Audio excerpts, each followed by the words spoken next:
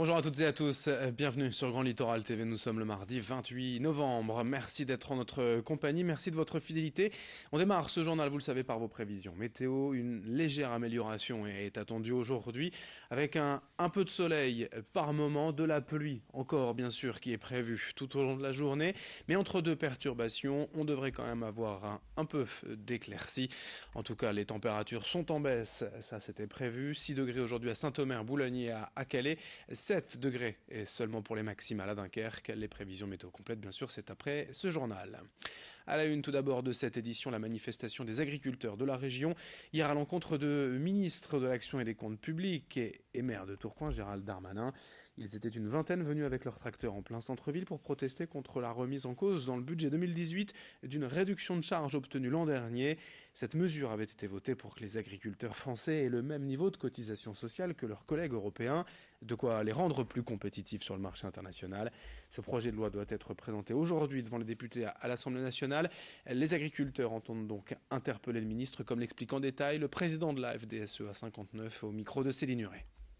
On a montré les chiffres au niveau européen et c'est dans ce cadre-là que nous avons obtenu cet alignement de charges sur les autres pays européens. Ce n'est pas une baisse de charges, c'est un alignement de charges sur les autres pays européens. Et aujourd'hui, M. Darmanin dit « Ah non, non, c'était seulement pour un an, puisqu'en 2016, vous avez eu des grosses difficultés, mais en 2017, on la remet. » Et ce n'était pas du tout inscrit comme ça dans le projet de loi de finances qui avait été inscrite par Emmanuel Valls et François Hollande. Aujourd'hui, si la parole des présidents de la République n'a plus de valeur en France, c'est grave. Dans cette édition également, quelle est la situation? On ne semble pas s'apaiser entre les migrants en transit pour l'Angleterre.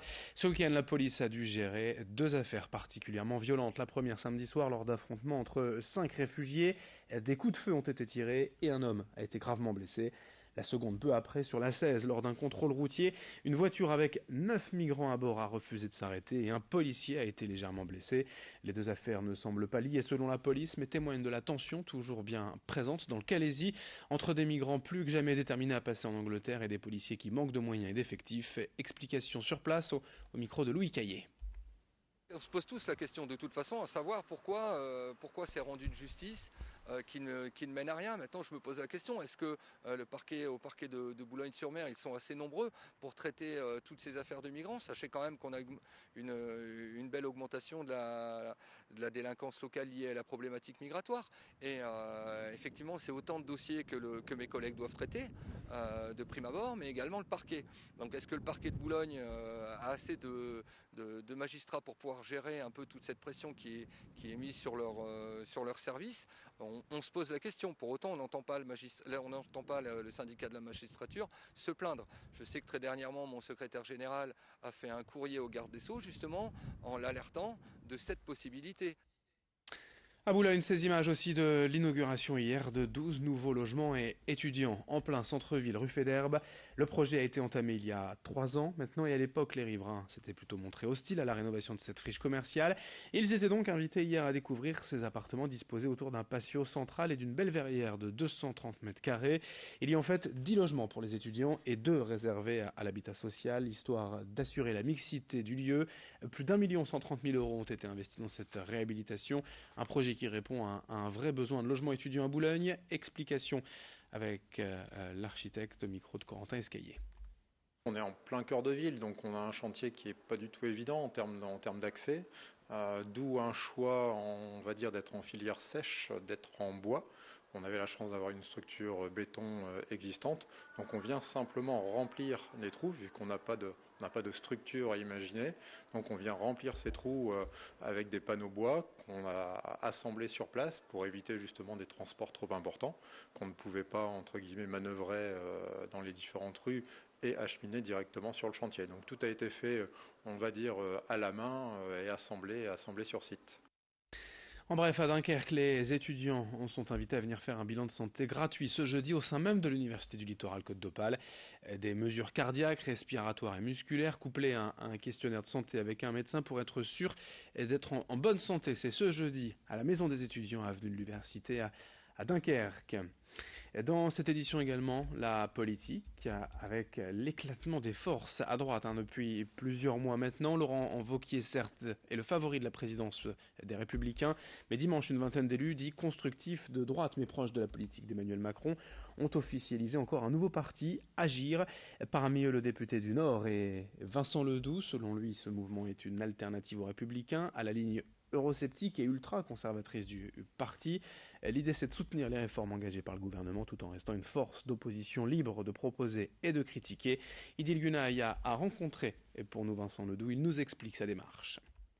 Nous sommes plutôt en accord avec la politique qui est aujourd'hui mise en œuvre. Mais en même temps, nous pensons qu'il y a un espace politique qui risque d'être orphelin avec l'élection de Laurent Wauquiez à la tête des LR, qui est une droite qui est plutôt européenne, c'est-à-dire qui pense qu'un certain nombre de problèmes doivent être réglés au niveau européen, mais de manière plutôt positive et constructive, et non pas avec le scepticisme que l'on connaît chez la plupart des leaders de droite aujourd'hui, et parce qu'on pense aussi que l'homme doit être au cœur de toute notre réflexion et de notre action. Et en plus, on accueille, si vous voulez, l'avenir avec plutôt une perspective heureuse et souriante, plutôt que recroquevillé, replié sur soi-même, comme on l'observe aujourd'hui.